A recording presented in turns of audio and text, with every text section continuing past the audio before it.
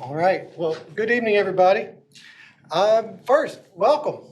I really appreciate you all taking the time to come out. I know it's getting close to crunch time, mid-semester, so I appreciate you being here when you could have been doing other things. But let's get started. This should be maybe about 30 minutes, and then there'll be some time for Q&A, I hope. So as Dr. Graham announced, this is a Positions lecture series. So my position tonight is fairly straightforward. I am, as Dr. Graham mentioned, an historical theologian. And among other things, this means that I take the Christian tradition seriously. So I aim to use two prominent bits of that tradition, namely the writings of St. Paul and the writings or thought of St. Augustine, to try to show that this whole notion of our bodies, and especially what the Christian tradition has to say about our bodies, remains valuable today, even in the face of contemporary problems or issues. So that's what I'm going to try to do. Okay? So let me start by asking you to consider this question. How frequently do you think about your own body? Almost never, once a week, once a day, or almost all the time? You don't need to raise your hand. I'm not really looking for answers. It's just something I want you to think about and meditate on. Now, I can't really prove what I'm about to say, but I expect that even among the young, the prosperous, and the healthy, that is among all of you in the audience, the majority of you will answer D, if those are your four options. You think about your body a lot, for good reasons and for bad reasons. Now, I'll go one step further and claim that thinking about your body almost all of the time is actually a sign of anxiety on some level, even if you're thinking about the body is positive some of the time. The fact that you think about it a lot, or even all of the time, is a sign of anxiety. Okay? So, going one step further. My argument tonight, or I will argue that in our context, many people, maybe even most people, are anxious about their bodies. Okay? And this anxiety, I suspect, is a direct byproduct of our connected culture and the ways in which, and the degrees to which, we consume media, especially television shows, movies, social media, etc. At the very least, our media culture isn't helping us think well about our bodies. You see here a list, and it is only a partial list to be sure, but a list of attributes of our culture, dimensions of our culture that I think signal how obsessed we are about our bodies. Every item that I listed on this slide, even if it didn't originate within the world of social media, is most easily investigated and discussed on or with social media. And again, this list could be easily extended. The point of the list is to remind us just how much time, energy, and money we as a culture have invested and continue to invest in discussions about and arguments over our bodies. Or to state the point another way, if we as a culture had the issue of what it means to be embodied all figured out, and if everyone in our culture were okay with her or his body, then is it at least probable that all these discussions would either fade into the background or disappear altogether, right? The very fact that it's such a prominent part of our culture is support for this notion of anxiety. By the way, and this is an important sort of caveat for what I'm going to say tonight or what I'm going to present, I hope you don't take this list or my analysis as a trivialization or a dismissal of these issues. I know they're real issues, and in fact, they are issues even for certain members of my family. So this list is really just that. It's just a list. I don't mean to say by putting things on this list that these are not serious issues in any way. Okay? So if you want further proof of this, I'm going to share a trailer with you. Okay? Let me set this up a little bit. This trailer I'm about to show you is from a new film called The Substance. Okay? This film was released less than 2 weeks ago, on September the 20th to be precise. And for the sake of full disclosure, I have to tell you up front that I've not seen it. But I have heard about it, obviously, and then when I read some reviews of it, I knew it'd be good to include this in my presentation tonight, right? Why? Because I think it uses elements of several film genres, especially the horror genre and dystopian film genre, to reflect our current culture back at us like a mirror. It lingers at the intersection of bodies, beauty, aging, and the perceptions of others, all of which are central to the current social media conversation. It also focuses on the female body, though I would argue that neither men nor the male body are totally exempt from all of this.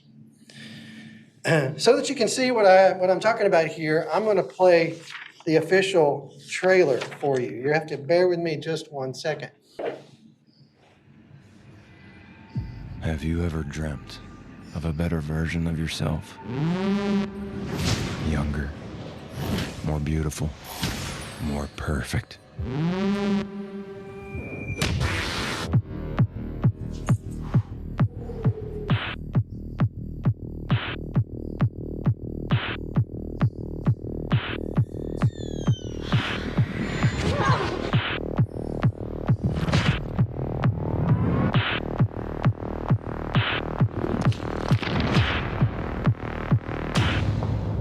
Pretty girls should always smile.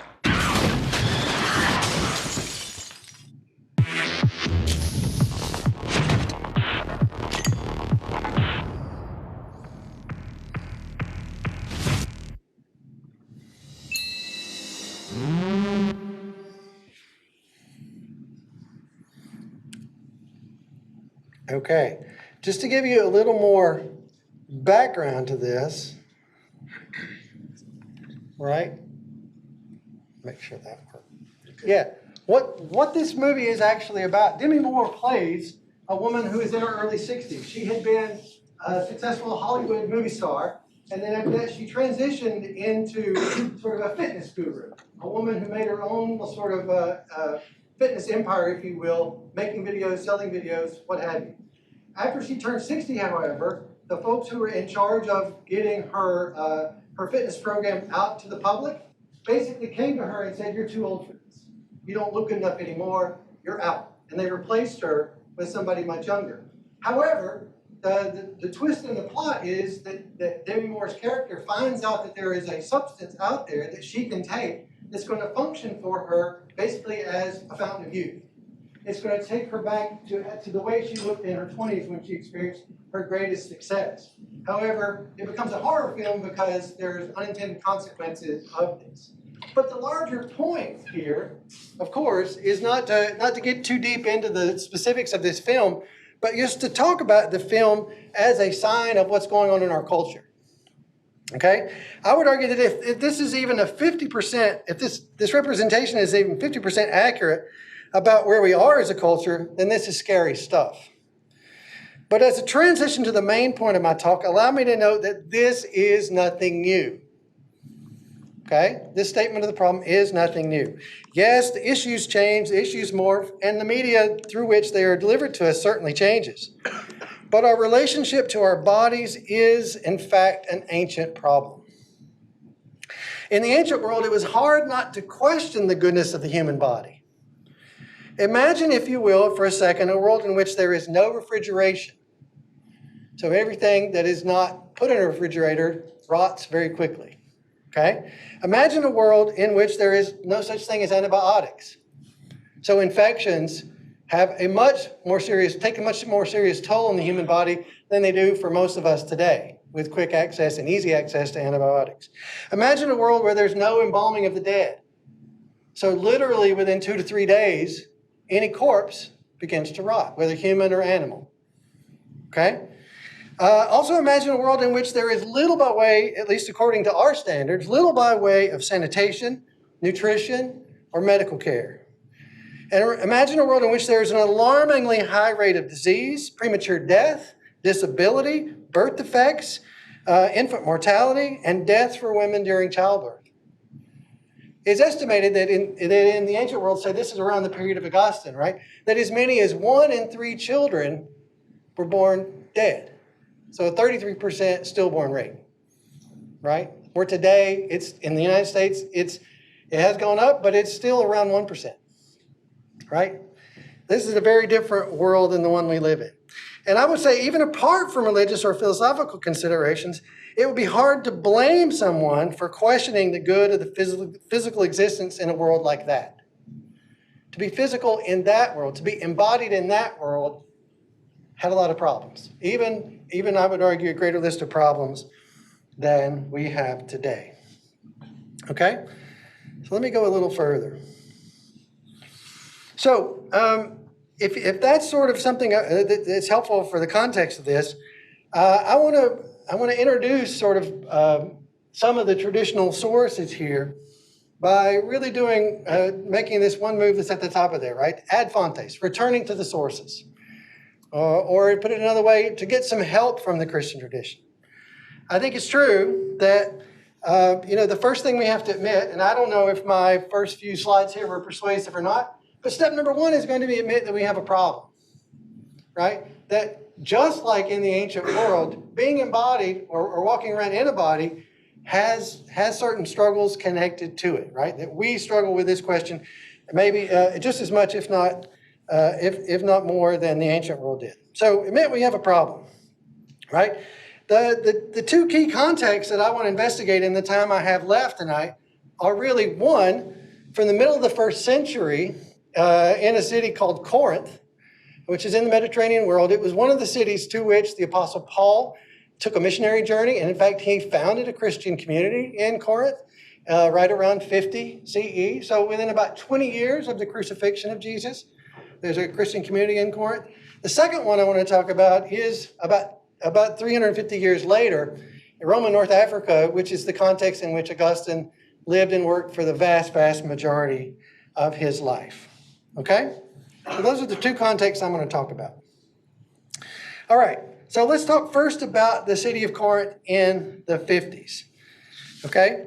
The issue here with the city of Corinth is, simply put, is that the Christian community in Corinth very quickly divided.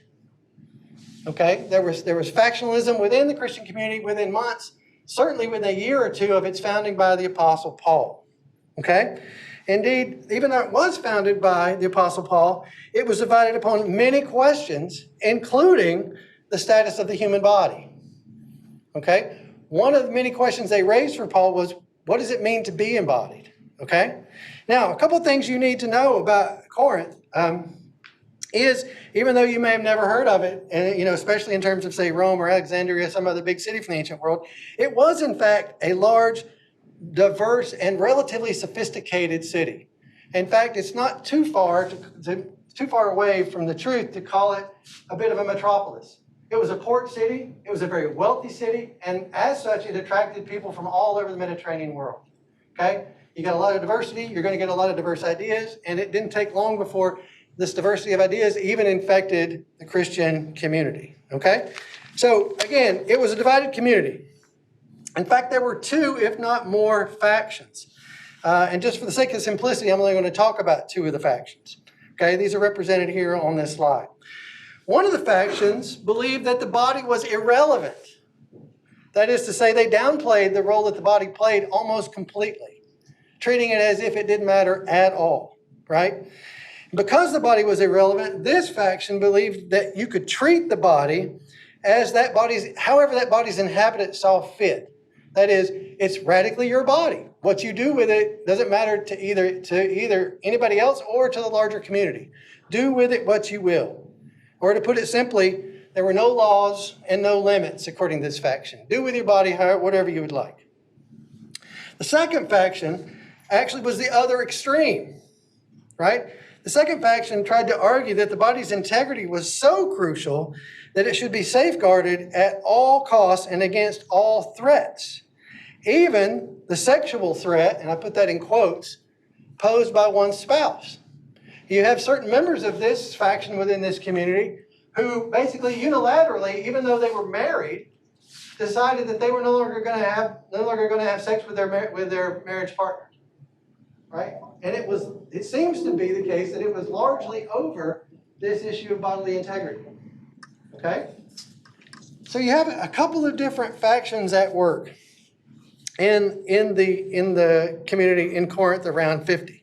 I think it's crystal clear that the Apostle Paul had his hands full, right? You can imagine, and of course he's writing from a distance, but you can imagine if this were a community that you cared about and you were confronted with these very, very extreme factions, what would you do, right? How would you handle this? How would you begin to talk these people back towards common ground, to reunify the community? That's what he was facing. I think it's fair to say that Paul entered this situation with sort of a fixer mindset. Or if you like the metaphor a little better, he's a bit of a fireman. He's trying to put out these fires that have sort of arisen within the community, right? Because his major goal had to be to either retain what was left or better, to regain the unity within the community. That had to come first. He had to get them unified intellectually so that he could get them unified again spiritually, right? In fact, I would say that the entirety of what we call the letter of 1 Corinthians, which has 16 chapters, basically can be summed up with Paul addressing issues that seem to have caused serious problems in Corinth, including the problem of how to think about your body, right? Not the only issue in 1 Corinthians, but it's absolutely an issue, okay? So what did Paul do about this? Paul basically, according to my reading of 1 Corinthians, he basically put forward to the Corinthians a middle path. Okay? Paul's middle path, his solution, if you will, to regenerate unity within this community, basically followed a four-step of four different ideas, right? That you can see them as sort of steps along this middle path. First of all, Paul argued in the midst of this letter that the body is in fact a temple of the Holy Spirit. And you can find this in 1 Corinthians 6:19. Do you not know that your body is a temple of the Holy Spirit within you? This is significant, I think, because this is all, we've talked about this in my class, those of you who are in my class, is that this is a quotation that you often hear in our culture, but it's treated as if your body is a temple and it is yours.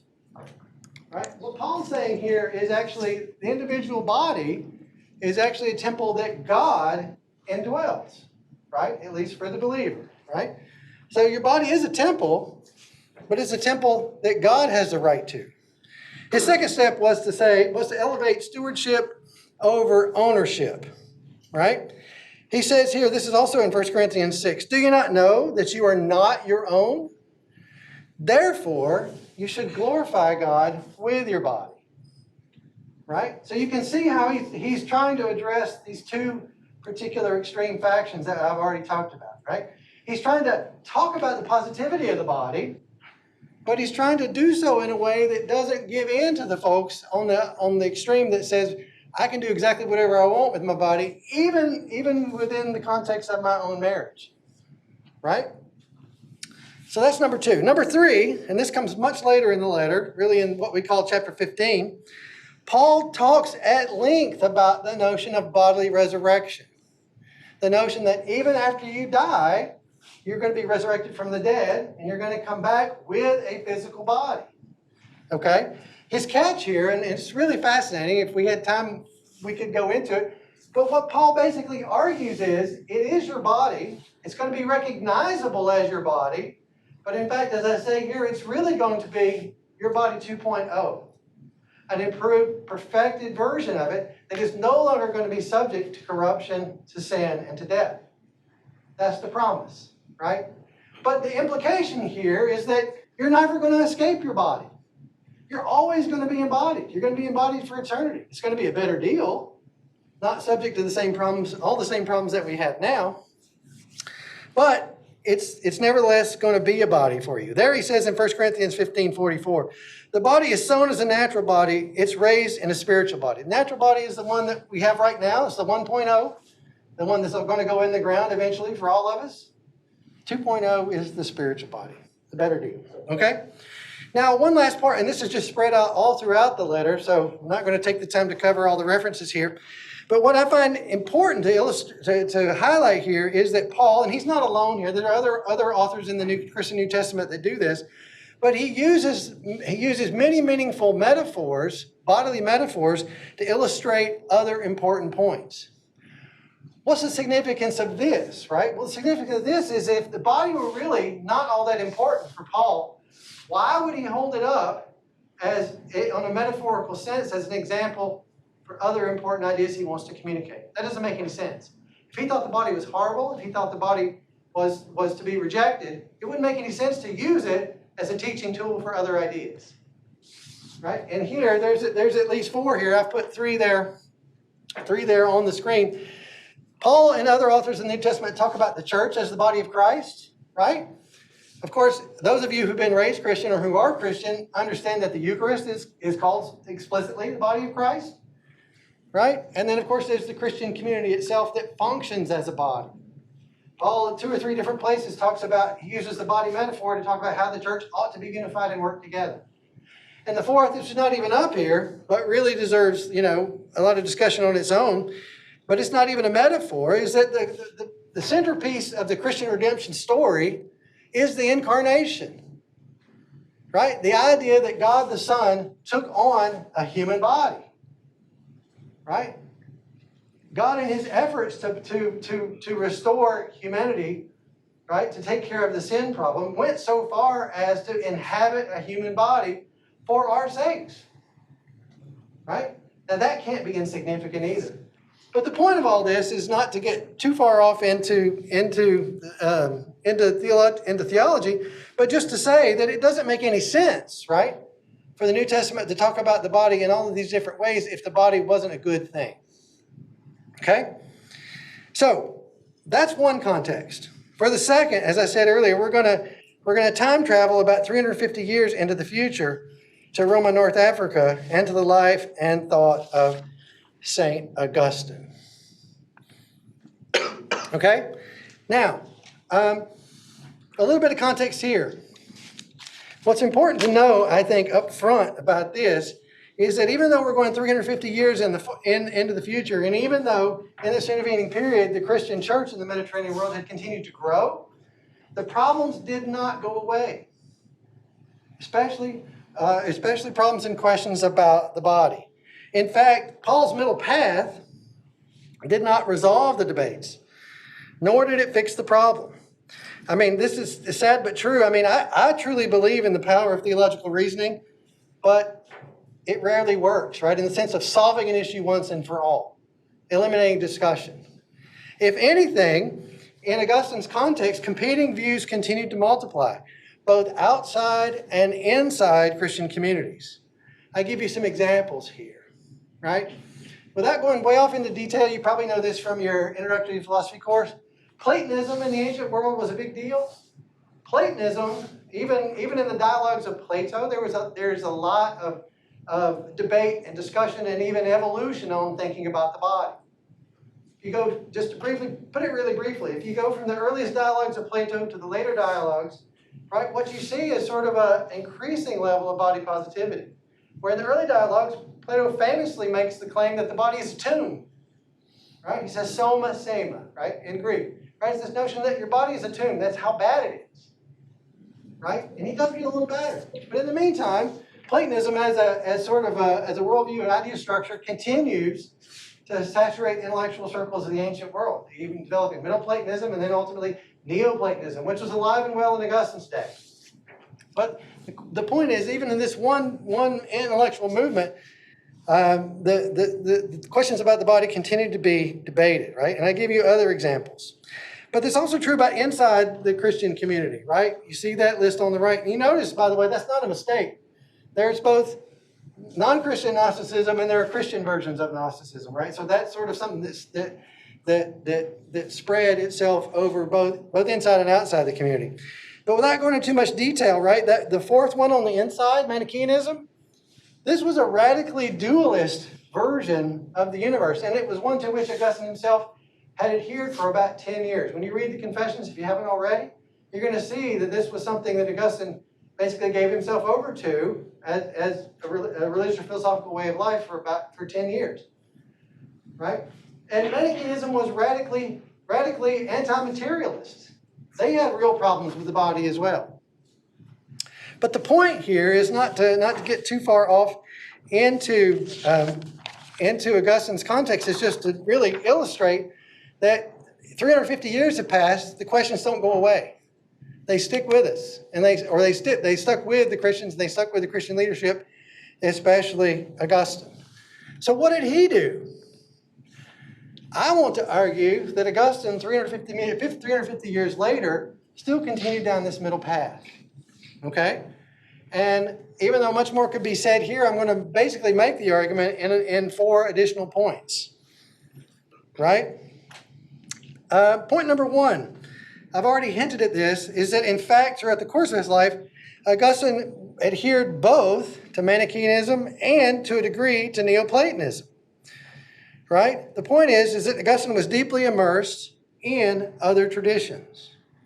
Point number 2 is that Augustine, once he converted to Christianity, that's in the year 386 when he's 31 years old, before he turns 32 that fall, Augustine, the new Christian, wrote about the body like a Neoplatonist.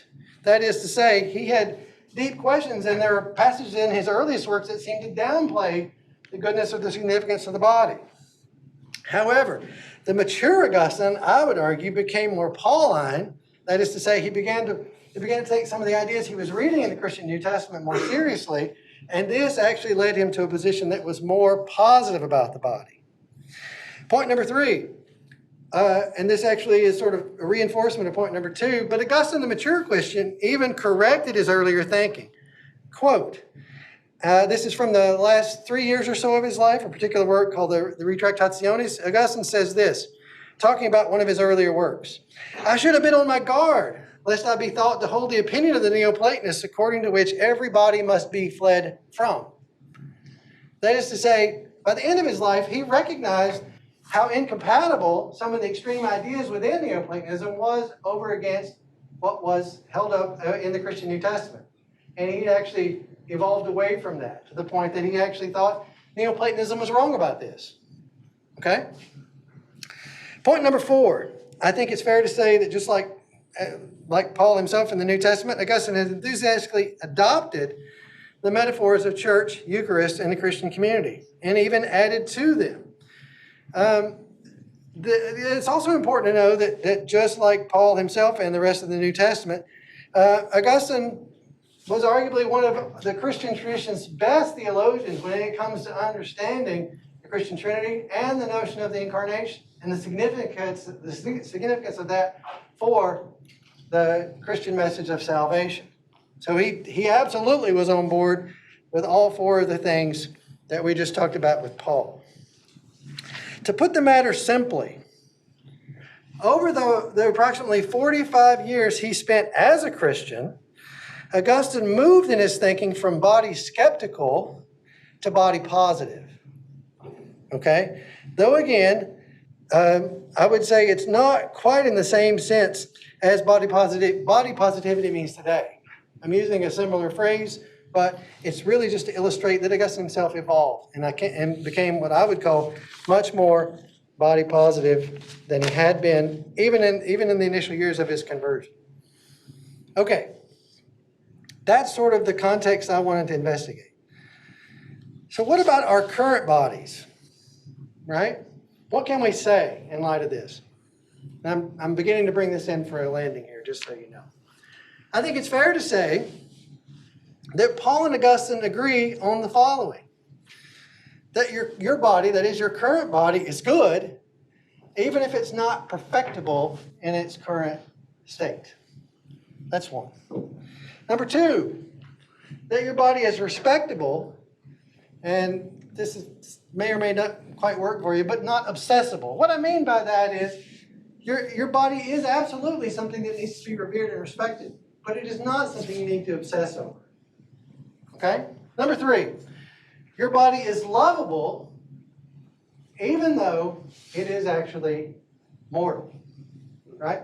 Both of these sources from the Christian tradition were absolutely front and center about not only that you were going to die, but that you were going to die as a direct result of it. It was actually a function of the penalty for sin. Right? Go all the way back to the Garden of Eden, Genesis 3. Okay?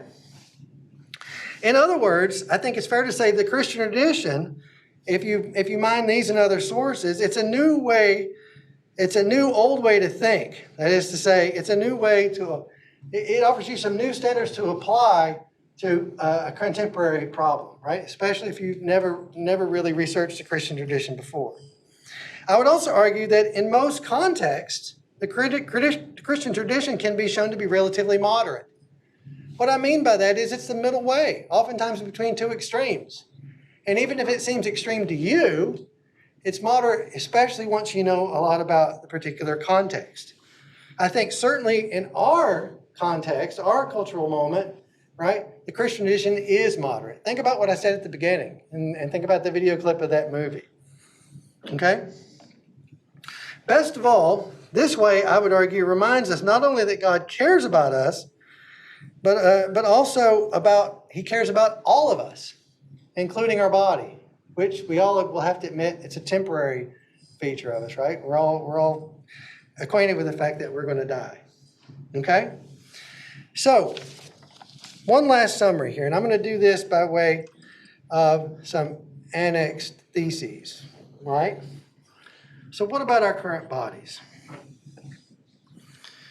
Again, I want to remind you that in our context, I think it is marked very strongly and very clearly about some really deep-seated anxiety about our bodies, okay?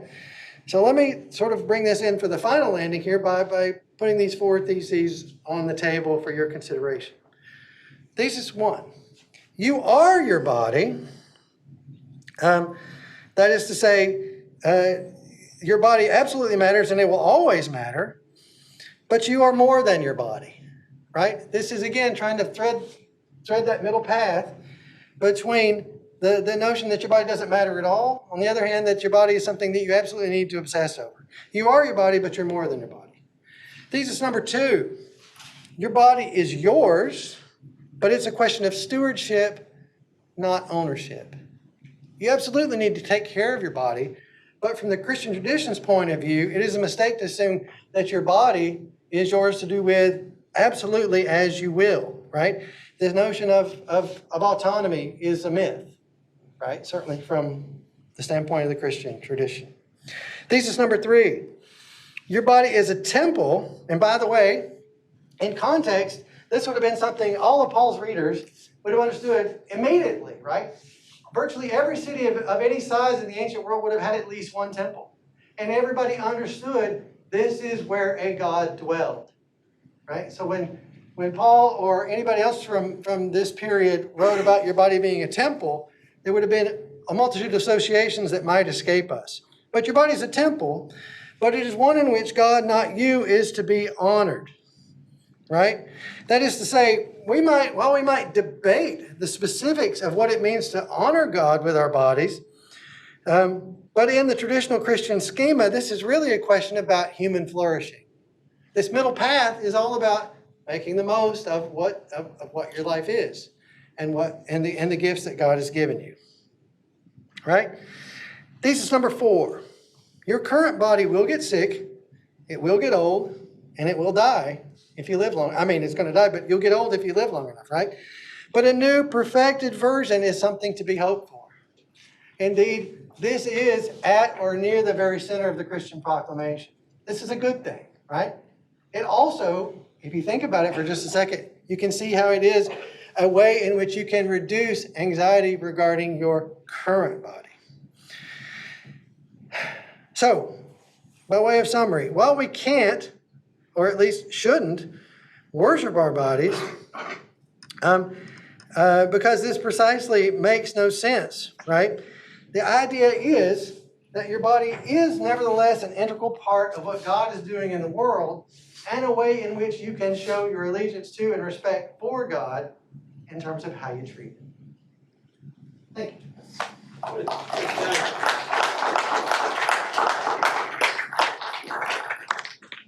Does anybody have questions for Professor Yates?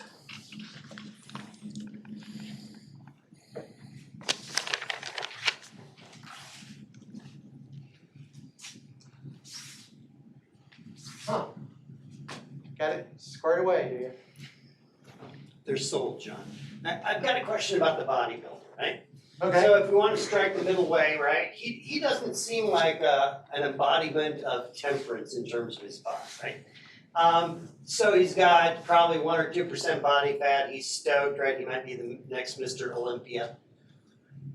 Is he somehow contravening the middle way? Because I think he's an extremist in terms of being proud of his body and working for a body that gets him, national and international recognition. Or is he somebody who's really embracing the middle way because maybe his body for him is going to promote his flourishing? Well, I would have to answer that with the caveat that, I would want to know more details about how this individual thinks about his body. But on the surface, and again, those of you who know more about the world of competitive bodybuilding than I do can probably chime in here. I do think that at least if some of the critiques that I've read are valid, that some of the things that these folks do to get to this ultimate level are regarded, at least over the long term, as probably dangerous to their bodies, right? There is certainly some abuse of their own physical body that goes on. That would be one question I would have. So what exactly are you doing? Okay. The second question I would ask this guy is, why? Right? In other words, rather than just say, oh, well, that's wrong or something like that, I want to know what's he really trying to accomplish here? And is this rooted in, go back to my talk, is this actually rooted in the notion that this is his to do whatever he wants with? Or is there some way in which he's thinking about this as honoring to the God who gave him his body? And I want to know. I'm skeptical, Okay. but I certainly wouldn't want to evaluate him without talking to him and seeing where he's coming from. Okay. Thank you. Please. Hunter, do you see any direct or indirect relevance to what you said to the question of cosmetic surgery? I do. I think again, not something I've dealt in very, very deeply about what's going on in that area of our culture. But I think it's fair to say, right? Again, if reports that I've read or heard about are correct, that it's not that dissimilar to what goes on in competitive bodybuilding, right? There are certainly situations where, due to an injury or whatever, that cosmetic surgery can be a benefit to certain people to sort of, regain certain dimensions of their life socially or whatever. However, I would say that I would have deep questions about folks who pursue this, especially on a radically elective level. I think that's the term, right? When cosmetic surgery is pursued electively, just because they can, because they have money, and because they think it would be an improvement. I would have serious questions to ask. What's this about? Why? What's your motivation? How does this fit in this larger framework, at least one I've tried to sketch out? So I will say that one other thing there is that I think it's the elective side of that, right? I think is another example of where our culture is at the moment. The fact that so much of this can go on apparently unquestioned would be a sign in and of itself of how we're thinking about the body. Maybe not always in the best possible way. Other questions?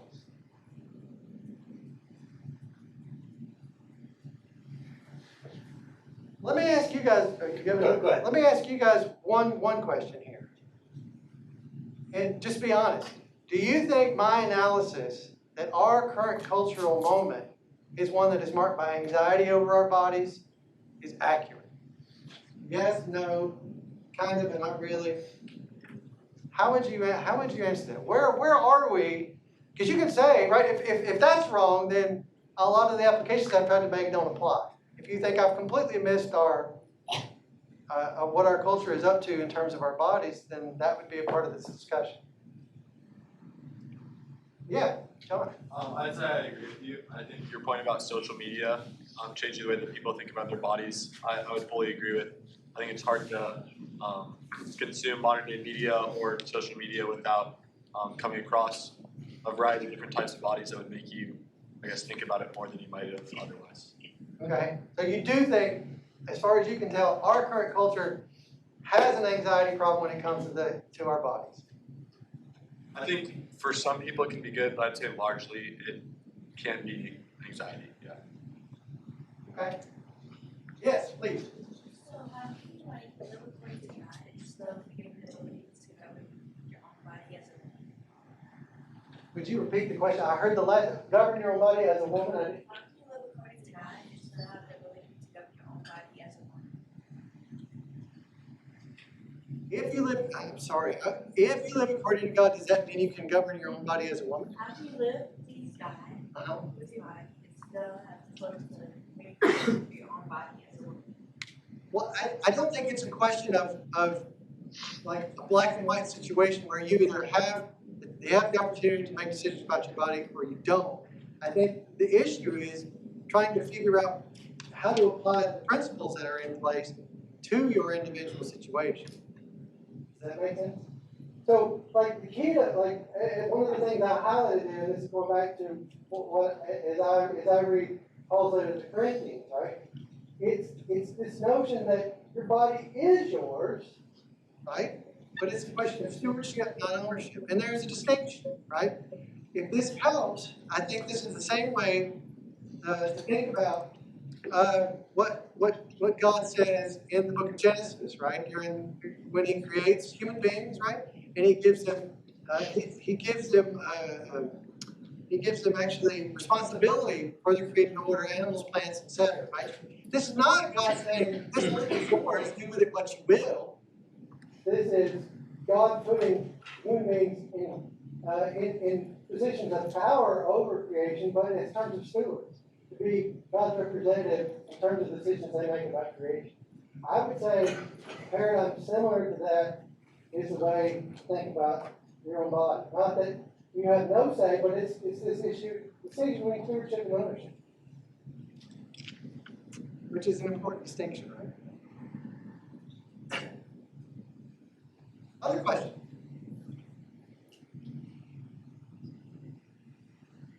So I was going to make a comment. So I'm not going to do this from an Augustinian perspective, but from a filthy Thomistic perspective, okay? So I think a good Thomistic anthropology considers us as hunter-gatherers, right? Our basic instincts, right?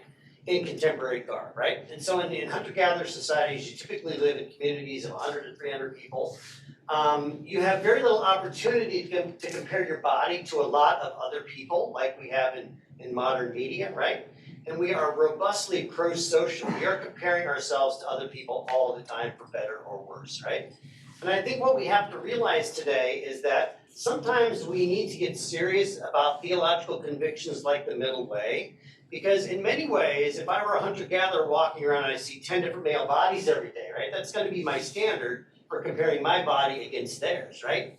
Today, you can see literally hundreds, if not thousands, of body images, right? And the reason why we see those is because they represent the best bodies according to our current cultural standards, right? So I think today more than ever, it's very easy to manipulate a lot of people for certain ends, whether it be to sell them goods, to make them feel guilty so they need a pharmaceutical, whatever the case may be. Gym membership. Whatever. Yes, absolutely. So I think in many ways, what theology can do, especially via the middle way, is to say, to a certain degree, we're kind of living in a matrix, right? A constructed, created reality, right? That's designed to make you very anxious and uncomfortable about your body, right? Even though maybe you shouldn't, right? If you're seeking the middle way. So I think Augustine can actually be a very good corrective, right? To a lot of the angst that we have about our bodies. Yes. And for good reason. I would go along with that wholeheartedly, especially if you consider the fact that a lot of this anxiety, it is either our own fault as a culture, not me as an individual, but as a participant in this culture, or it is my own fault for the way in which I let the culture talk to me, right? I mean, not having any kind of filter on some of the messages that we get sent by the broader culture.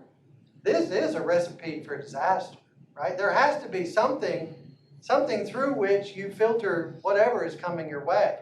And I guess that's another way in which I would conceive of what I was talking about from the tradition, right? It's a way in which you could at least here's a message. Let me run this through this grid to see if this still makes sense or this is really something I need to adopt, rather than getting the message and going, oh my gosh, I really need to take this into consideration, whatever it is they're saying about what you're supposed to look like or the role that the body's supposed to play, etc. Right? And I'll also say one other thing, and this goes to Dr. Graham's point about the commercialization and especially the economic dimension of the commercialization of this whole question.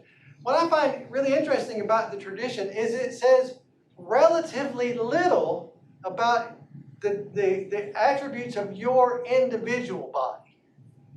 Right? That's a big shift that our culture makes, is that it doesn't really ask the question so often about is it good or bad to be embodied, which tends to be what Paul and what Augustine are talking about, right? But it begins with it often begins with particular aspects about your individual body, and that too is a source of anxiety, right? As soon as somebody can convince you there's something wrong, not just with being embodied, but with particular dimensions of your body, well, if you're not careful, they've got you, right? Now you're off to the races in terms of how you begin to think about it, and you can pretty quickly think wrongly about it, right? So there is that additional dimension, but I would argue that this tradition does offer us a helpful filter in terms of, here's a message, let me process it through these principles and see if this is really one that I should adopt, right? Yeah, that's kind of what I would say to that.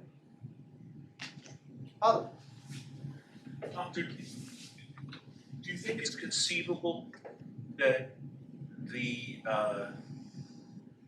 everything that went on with COVID could possibly have occurred without this extreme fearfulness of the body, on very sketchy science being told? Well, we just here at Villanova University, we were not given a choice about getting the vaccination.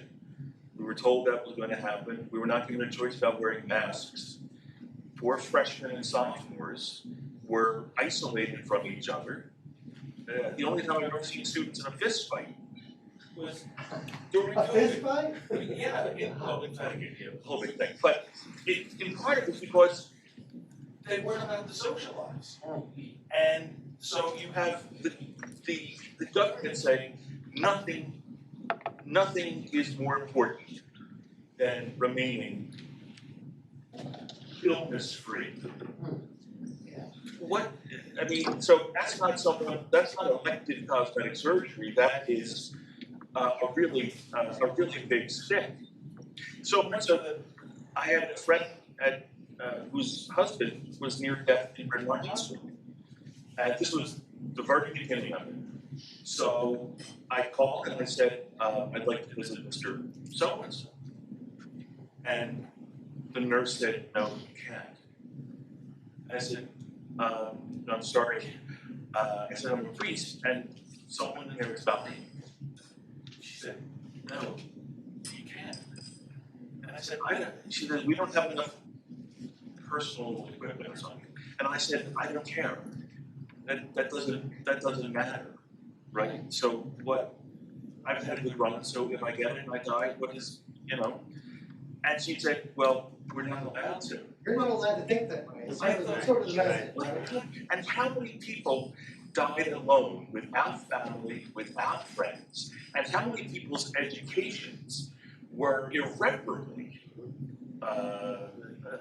isolated because of that? Because everybody had to be wearing masks and everything. It used to be the constant washing of hands was diagnosable as a compulsive disorder. OCD, right? And now it's sort of the default. Well, I will answer that with a very quick little glimpse from, again, the Christian tradition, right? Without going into a whole lot of detail, right? One of the most remarkable things about the first 3 centuries or so of the Common Era, so basically first century into the 3rd century in the Mediterranean world, is the speed at which Christianity grew. right? Literally, within a handful of decades, Christianity went from 30 people who claimed to be adherents to the way, right, to millions by the end of the 3rd century, certainly going into the 4th century when it becomes both legal and preferred. But when you ask the question, even from a sociological perspective, how did this happen? One of the most remarkable findings, and this is not from a theologian, somebody who has skin in the game, but from sociologists who have looked at this and tried to evaluate the historical record, is they pinpointed a handful of different principles that Christians followed that seem to make a difference. And one of them, again, to not make the story longer than it has to be, but one of them is that oftentimes in periods of plague, right, where there was a communicable disease in a particular area and everybody knew it, so most people would run as quickly as they could to the countryside, right? Christians, not all, but many times Christians themselves would consciously go to areas that were infected by the plague, even though they knew there was a chance they themselves would be infected, right? So what did this do? This impressed the people around them with the Christian sort of fortitude, their sort of willingness, if it came to that, to suffer for the sake of doing a good thing, namely helping people who were already suffering, right? Now, is that how does that apply? It's simply a matter of this middle way, right? Is that once you sort of recognize or reckon with the fact that you're going to die, right? As opposed to what seems to be the common denominator, oftentimes in our current culture climate, is if you do everything right, you're going to live forever, right? They don't say that, but that's sometimes it's people just don't want to think about death. They don't want to talk about it, so they don't, right? And then so life and death literally becomes the only thing that matters. And I think that there are dimensions of the Christian tradition where at least some Christians thought that was the wrong way to think about it. That death was inevitable, and that, you know, to die for the sake of doing the right thing might be okay. Yes. So does that imply your views on resuscitate orders? Sorry, more trouble. In fact, like you on. Do not resuscitate orders. Oh my goodness. I have to be honest, I haven't thought about that one. So, meaning that, would that be something that I would personally do, or would that be okay if I ran into somebody who had a do not resuscitate order? What exactly? Yeah, I guess, do you think that theology says that there's something we should be allowed to decide, whether when we, well, I mean, I guess it's really more of the resuscitation part of it, whether when we have a heart attack or whatever and are medically considered deceased, whether we should be allowed to tell doctors to basically revive us. Yeah. And have Well, a decision. You know, I'm not a medical doctor, but I will say it seems to me there's an important distinction there, right, between being active and being passive, right? So when you say do not resuscitate, that means leave me as you find versus, say, some forms of euthanasia, where you're actually taking steps to shorten somebody's life. That's completely different things, right? So I would say, you know, again, just like with the bodybuilder, if you're asking for my opinion, I would need some more details about who this person is and why, what's their rationale behind it, not resuscitate. But I could see certainly in certain contexts why somebody might, especially if they were a person of deep faith, they might say, that's the way I see it. That, you know, don't do any harm, don't try to take me out, but if I'm in a situation where that looks inevitable, you don't have to intervene either. So, hard maybe. Like I would need details, right? But just without going too far off into the weeds, my father-in-law he's been very vocal about this. He has to do not resuscitate for himself. And I'm talking about it, and he has good reasons. So, you know, he didn't ask my opinion, so I didn't really weigh in other than find out what he was saying. I know there are people out there who think that. Are you okay with one last question? Anybody else have a question? Oh. I have one if nobody else does. Okay. So I would like to leave the attendees with some practical nuggets of wisdom that they can use in their daily lives here at Villanova, okay? So we've been going over in the last 3 weeks a section on the ethics of Jesus, and I've tried to impress upon my students there are two foundational, non-negotiable things for a Christian who wants to follow Jesus, okay? One is to be an agent of compassion, which means that you don't cause suffering, and to the extent that you can alleviate suffering, you do so. And the other is to love your neighbor as yourself, right? So if we're to think about taking this middle way, I don't want to focus on myself. I want to focus on how I can help other people achieve this middle way with their bodies, right? So what should students be thinking about in terms of compassionate, loving things they can do for their neighbors, right? That help their neighbors reorient their body image or not be obsessed or anxious about their bodies. Okay. My initial response, right, would be, one is if you've been persuaded by this notion of there's a middle way between these two extremes and the Christian tradition is a help toward that, or even essential for that, I would say the key to somebody, especially if you know this is an area they are struggling with, right? And we know, right, just from empirical data that a lot of people out there are struggling with it. I mean, the list up and on the board or on the slide of the ways in which our culture sort of manifests, right? These struggles, these anxieties. I would say conversations would be key to something like this, right? I think a lot of times people suffer, but they often suffer in silence, right? They think that they're the only one who's struggling with this kind of issue, this kind of idea. And if you have reasons to suspect that somebody in your life, somebody you care about, right, is somebody who is struggling like this, then two ways in which you can love them as your neighbor, right, is one, first of all, take the initiative, right? Try to talk to them. Not to say, that you have the answers or anything like that, but try to see where they are, right? And try to introduce some of these principles, especially if you find them convincing, right? Some of these principles in their thinking, some sort of balance between the two extremes, because I think we all know this phenomenon, right? Oftentimes, especially with extreme thinking, it generates its own downward spiral, right? You get on the negative thinking, and then you get more data and more data and more data and more data.